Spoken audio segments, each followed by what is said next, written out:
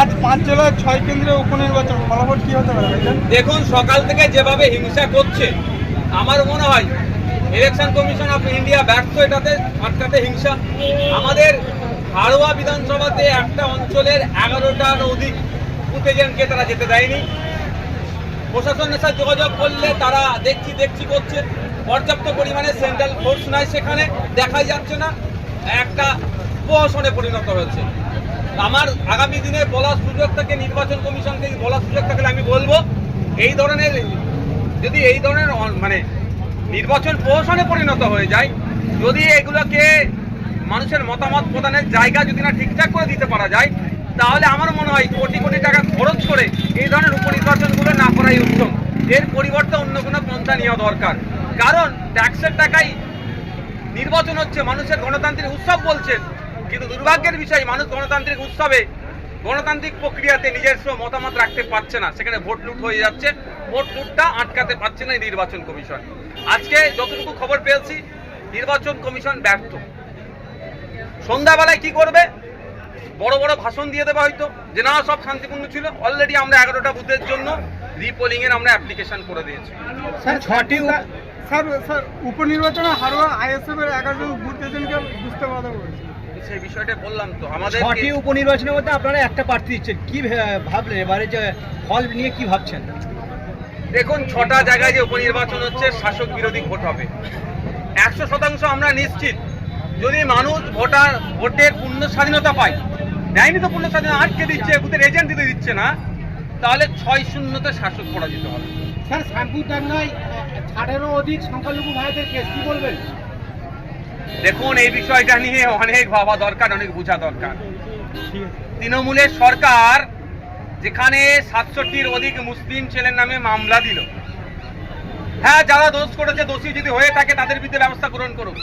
যেখানে একটা এই ধরনের পরিবেশ, দুটো সম্প্রদায়ের মধ্যে একটা মতনৈক্য হয়েছে, মনোমালিন্য হয়েছে, একটা হিংসা হয়েছে, সেখানে শুভেন্দু অধিকারীকে কিভাবে অ্যাক্সেস পায় এটা বুঝতে হবে। বৃহত্তর সমাজের কাছে বলছি, শুধু মুসলিম নয়, সমগ্র সমাজের কাছে বলছি, দাঙ্গা খেলা এরা খেলতে চাইছে এদের ভোট ব্যাংকে সুরক্ষিত রাখার জন্য। একটা বিজেপির লাভ হবে, একটা তৃণমূলের লাভ হবে। নাহলে শুভেন্দু অধিকারীকে সেখানে সহজে যেতে পারছে কিভাবে? গার্ডেন নিচে একটা মতনৈক্য হচ্ছিল, সেখানে শুভেন্দু অধিকারী পৌঁছে গেল, গিয়ে ভড়কাওয়া ভাষণ দিচ্ছে, এদের বিরুদ্ধে কোনো ব্যবস্থা গ্রহণ করছে না। শ্যামপুরের, আমি সংখ্যালঘু থেকে সংখ্যাগুরুদের উদ্দেশ্যে বলবো, শ্যামপুরের একটা ঐতিহ্য ইতিহাস আছে, সেটাকে কোনোভাবেই নষ্ট হতে দেবেন না। তারা যদি সমাজ বিরোধী আমাদের মধ্যে হিংসা ছড়াতে চায়, সেটাকে আমরা দায়িত্ব নিয়ে সেটাকে ঐক্যবদ্ধ হয়ে প্রতিহত করব।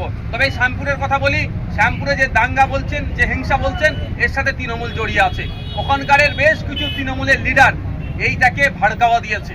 কারণ সেটা আমি বলে দিচ্ছি, আগামী দিনে ওখানকারের 2026-এ এমএলএ পদ কে পেতে পারে, এমএলএ পদের দৌড়ে ওখানকারের ভূমিপুত্র একটা সম্প্রদায়ের ছেলে উঠে আসছে, তাকে ডাউন করার জন্য এই একটা খেলা চলেছে।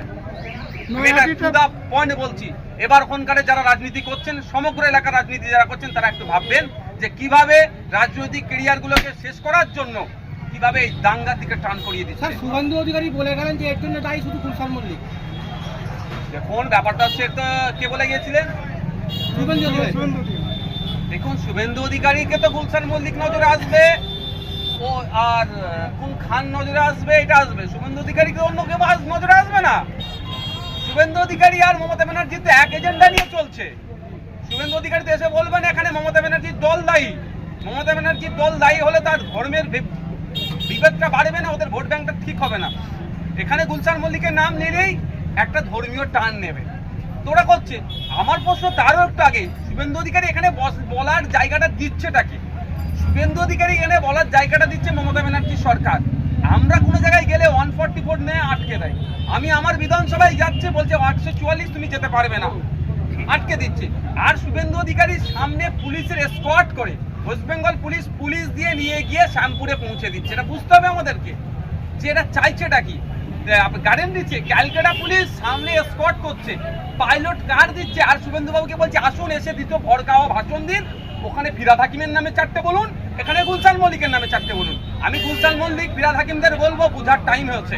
যে কোনো দুধ দেয় তার লাঠি খাই এরা বলে। যখনই দুধ দেওয়া বন্ধ হয়ে যাবে ফিরাদ হাকিমের, যখনই গুলশান মল্লিকের দুধ দেওয়া বন্ধ হয়ে যাবে, তখনই কিন্তু বাজারে তুলে বিক্রি করে দেবে। তিহার জেল মানে আলে প্রেসিডেন্সি জেলে কিন্তু এই মমতা ব্যানার্জি সরকারে রেখে দেবে। এখনো সজাগ সতর্ক হয়। এই মঞ্চ থেকে সাধারণ মানুষের উদ্দেশ্যে কি বার্তা দেবেন? বার্তা ভাই আমার এটাই তো, আজকে রক্তদান শিবির তিলোত্তমার স্মরণে আরজিকরের যে ঘটনা ঘটেছে সেটা ভুললে চলবে না, তার বিচারের জন্য সোচ্চার থাকতে হবে আমাদেরকে। সে যে খুন হয়েছে আমাদের জন্য, যে আমাদের হয়েছে নি কথা বলছিলেন, আমাদের সাথে যে অন্যায় হতো সেটা নিরসন করার জন্য খুন হয়েছে, তারপরে তাকে ধর্ষণ করা হচ্ছে। একটা বার্তা যেটা ভুললে চলবে না। দ্বিতীয় হচ্ছে রক্তদানের গুরুত্ব কি, রক্তদান করতে হবে এবং রক্তদান নিয়ে সরকারকে নির্দিষ্ট একটা পলিসি আনতে হবে। নৈহাটিতে ভাটপাড়া উপনির্বাচনে শুট আউট প্রেসিডেন্টের অফিসারকে হুমকি, বিজেপি কি বলবেন এই নিয়ে? দেখুন, নৈহাটির যে ঘটনা ঘটেছে সম্ভবত একজন মারা গিয়েছে গুলিতে, তো এটা কোনোভাবেই কাম্য নয়। সত্যি অবাক লাগছে আমার। বিভিন্ন রাজ্যে আপনি চলে যাবেন, ভোট হয়ে যায়, সরকার চেঞ্জ হয়, কোনো হিংসার খবর পাওয়া যায় না। আর আমাদের এখানে একটা সামান্য উপনির্বাচনে মানুষ খুন হয়ে যাচ্ছে, হিংসা হচ্ছে, মানুষের ক্ষতিগ্রস্ত হয়ে যাচ্ছে। আমরা কোন রাজ্যে বসবাস করছি? না আমাদের রাজ্য প্রশাসন, না নির্বাচন কমিশন হিংসা আটকাতে পারছে না। কেন হিংসা আটকাতে পারছে না, না হিংসা আটকাচ্ছে না? এই প্রশ্নটা আমি সাধারণ মানুষকে মিডিয়ার মাধ্যমে তুলে ধরলাম।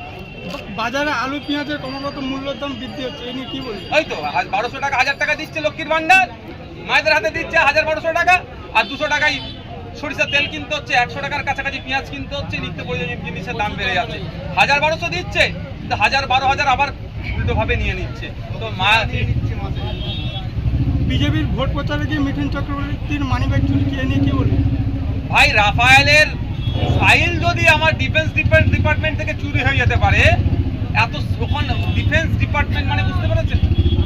আর মিঠুন চক্রবর্তীর মোবাইল মানিব্যাগ আপনার স্টেজ থেকে চুরি হওয়াটা স্বাভাবিক ব্যাপার।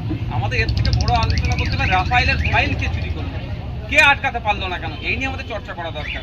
শুভেন্দু অধিকারী অমিত শাহকে পাশে বসিয়ে 70% মুসলিমদেরকে পুঁতে দেবো বললেন, এই বিষয়ে আপনি কি বলবেন? হুমায়ুন কবিরের বিরুদ্ধে আগে যদি রাজ্য সরকার ব্যবস্থা নিত, তাহলে এই দিন বলা সময় মানে দেখতে হতো না, সাহস পেত না এই দিন বলার।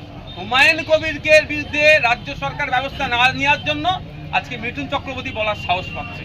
তো আমার প্রশ্ন এটাই, রাজ্য সরকার কি করছে? দেখছে শুধু, না ভেন্ডি বাজছে? রাজ্য সরকারের উচিত হুমায়ুন কবিরের বিরুদ্ধে ব্যবস্থা গ্রহণ করা, মিঠুন চক্রবর্তীর বিরুদ্ধে ব্যবস্থা গ্রহণ করা। কিন্তু আমি দায়িত্ব নিয়ে বলছি, আমার যতটুকু রাজনৈতিক জ্ঞান হচ্ছে এটা ব্যবস্থা গ্রহণ করবে না। কারণ হুমায়ুন কবিরকে দিয়ে বলে 30% মুসলমানটাকে এক জায়গায় রাখতে হবে, আর মিঠুন চক্রবর্তীকে দিয়ে বলিয়ে 70% হিন্দু ভোট আলাদা জায়গায় রাখতে হবে, দুটো ভোট ভাগ করে রাখতে হবে। দুটো ভোট ভাগ করে রাখলেই দুজনের লাভ। এ করবে, এদের বিরুদ্ধে ব্যবস্থা গ্রহণ করলেই তো কাজ শেষ, হিংসার হবে না। কিন্তু হিংসা না হলে এরা ক্ষমতায় টিকে থাকবে কি করে? এরা কিভাবে এদের রাজনৈতিক